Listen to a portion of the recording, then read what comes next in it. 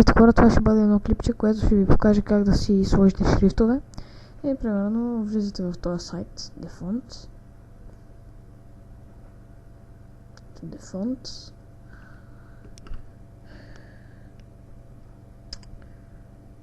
И...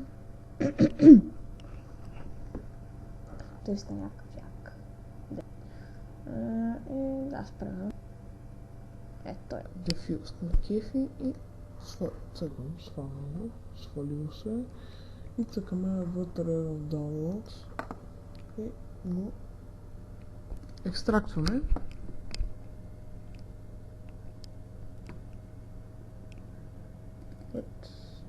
Окей. И да си го сложите на някое удобно място, като например някой от дисковете. Аз ще си сложа тук този в диск G и след това може да се затворите всичко. Ето, аз ще оставя мозилата.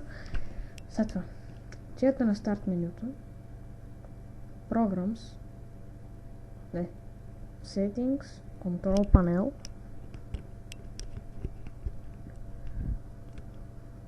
след това на Fonts, тук, и тук ви се показват всичките шрифтове, които имате, и след това File, Install New Fonts, и тук вече ще ви сканира за това, за шрифтовете. Примерно ние искаме само ето този шрифт, но аз ще ги инсталирам и двата.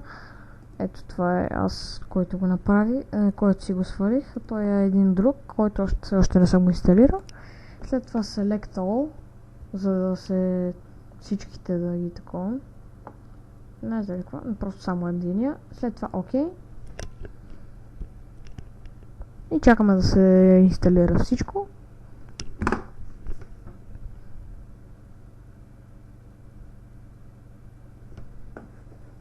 А сега влизаме.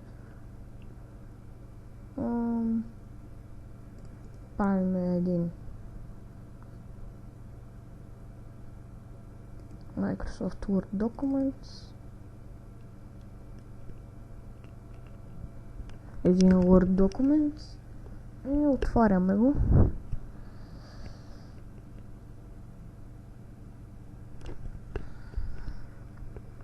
Това е за Windows XP, за другите не ги знам как става точно. Но да. Тук пишете някакви глупости.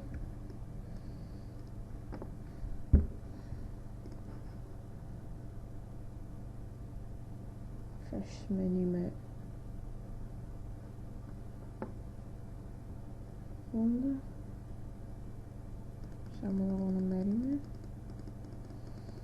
Ето ги Omega Force, който използва в клипа.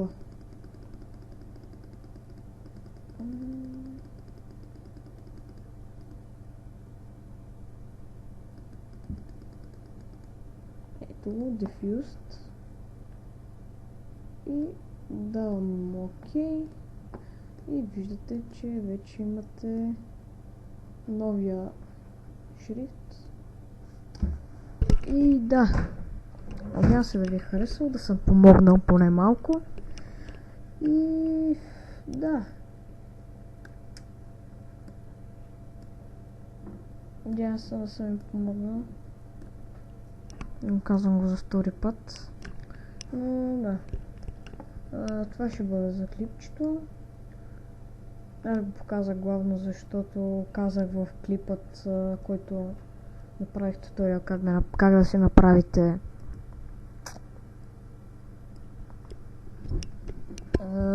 банер. Казах, че ще направя такъв клип, как да си инсталирате шрифтовете. И да, до скоро!